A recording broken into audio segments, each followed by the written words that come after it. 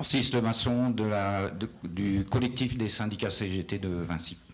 Je vais pas lire le texte qu'on a fait. C'est un texte collectif, il est un peu long, un peu dense, donc vous irez le voir. Je vais faire une petite digression plus personnelle. Sur le texte qu'on a fait, je me suis aperçu que finalement on parlait assez peu de l'aéroport lui-même, et pourtant on fait la lettre A comme aéroport.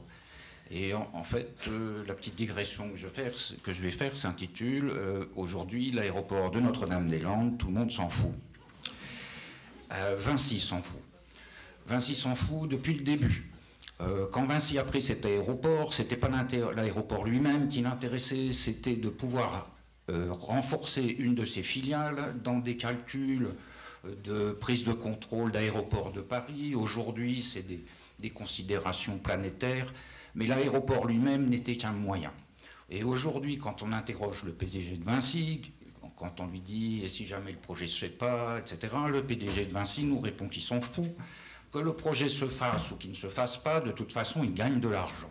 Aujourd'hui, il gagne de l'argent en exploitant l'aéroport de Nantes-Atlantique, l'aéroport de Saint-Nazaire, et si demain on abandonne le projet, il touchera encore de l'argent avec les indemnités qui sont prévues dans le contrat.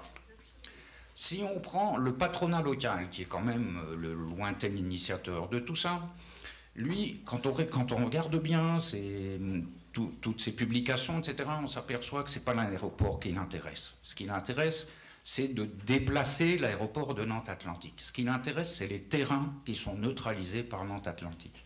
L'aéroport de Notre-Dame-des-Landes, dans l'affaire, il pourrait être sur la planète Mars, que ce serait pareil. Si on prend les politiciens, le sentiment que j'ai aujourd'hui, c'est que ce n'est pas construire un aéroport qui les motive, c'est de détruire la ZAD et tout ce qu'elle représente et tout ce qu'on a vu aujourd'hui. Donc, ma conclusion, c'est celle-là. Aujourd'hui, l'aéroport de Notre-Dame-des-Landes, tout le monde s'en fout. Donc, arrêtons les faux semblants. Et donc, il faut abandonner ce projet, puisque ce n'est pas le sujet.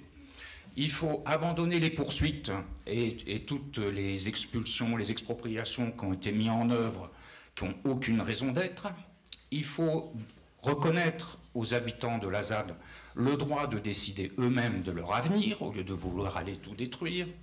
Et enfin, pour ce qui est de la métropole de Nantes, du département ou de la région, il faut remettre à plat tous ces plans de développement qui n'en sont pas, et poser vraiment toutes les questions qui se posent par rapport, donc là c'est le syndicaliste qui parle, mais par rapport aux problèmes d'emploi, aux problèmes d'activité, etc., plutôt que d'essayer de se lancer dans des concurrences entre métropoles, entre Nantes, entre Rennes, entre Bordeaux, entre je ne sais pas où, avec la concurrence avec la Vendée.